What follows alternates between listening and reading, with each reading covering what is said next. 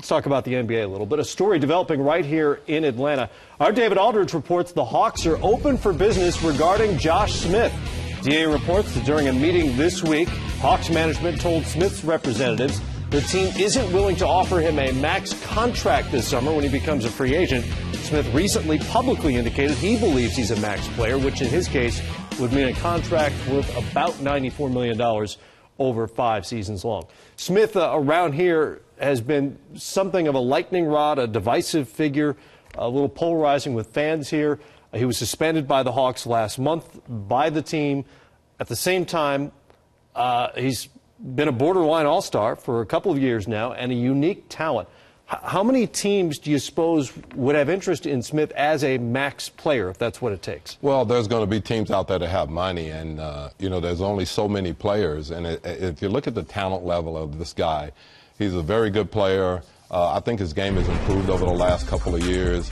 I think what he's done is that he's taken some of the long three-point shots and some of the long jump shots out of his game, and he's become much more of a driver. His passing has really gotten better over the years. So I think that there's someone out there that's gonna pay this guy because there's only so many guys, and he's a very talented guy. I agree. I think there'll be enough teams out there that are looking for players such as him. The problem with the max number is that we look at Kevin Durant and we look at LeBron James, right, Kobe, and we say those guys are max players. But those guys are severely underpaid when you look at what they do in their total package. So when you talk about Josh Smith and others wanting max, of course, every player in the NBA thinks that he's a max player. There are a couple of guys on the playground who say, yeah, I'm a max player. I get $94 million. But, trying to compare Josh Smith to LeBron, Durant, you got to take those guys out of the equation. Now, can he fit someplace else and be a max player? Of course. It all depends on what that other team needs. Here in Atlanta, I think the big question is, where do you go from here? If you decide not to max him or you decide not to pay him, then it's a total rebuild. And if it's a total rebuild, then you're saying we're going to go try to find 2 or 3 players who equal the level of talent that Josh Smith was.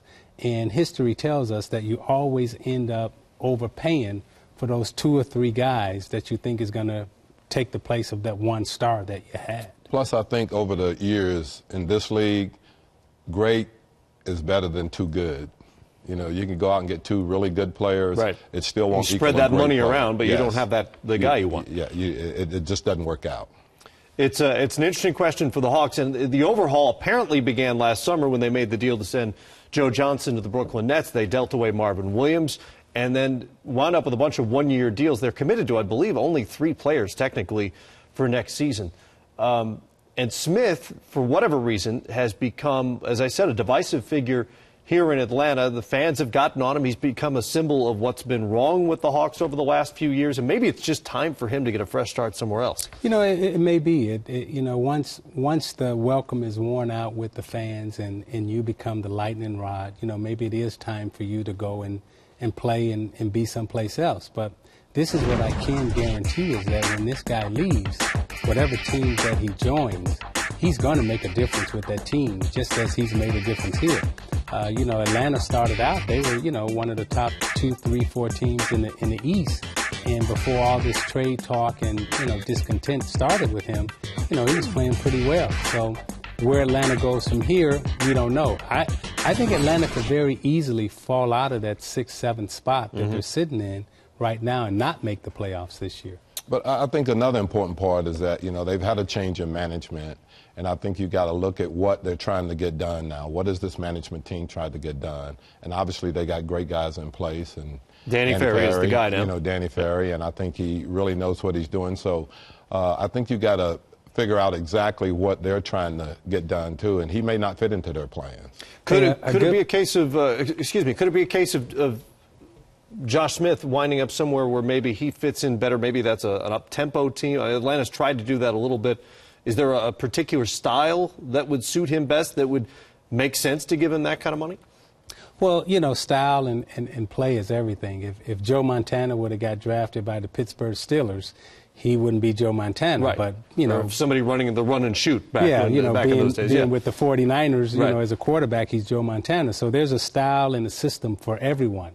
And if he gets in the right system, Clearly, he has the talent in terms of running up and down the court. He's a phenomenal shot blocker. He is a game changer. And, you know, Atlanta wouldn't be in the situation that they're in terms of being in the playoffs if he's not on that team. And his game has improved, like I said, over the years. He was close to being an all-star the last 2 years. And, you know, I think it comes to, you know, the point comes now is that does he fit in here with what they're trying to do? And I think that's the big thing is that, and obviously right now they don't feel that way. Right, and we're not privy to what that plan is. They don't generally share that sort of stuff with us, which is confounding and frustrating for us, but they don't like to give up that information. Bill Collins had a great quote. You know, he said, you know, cash don't play.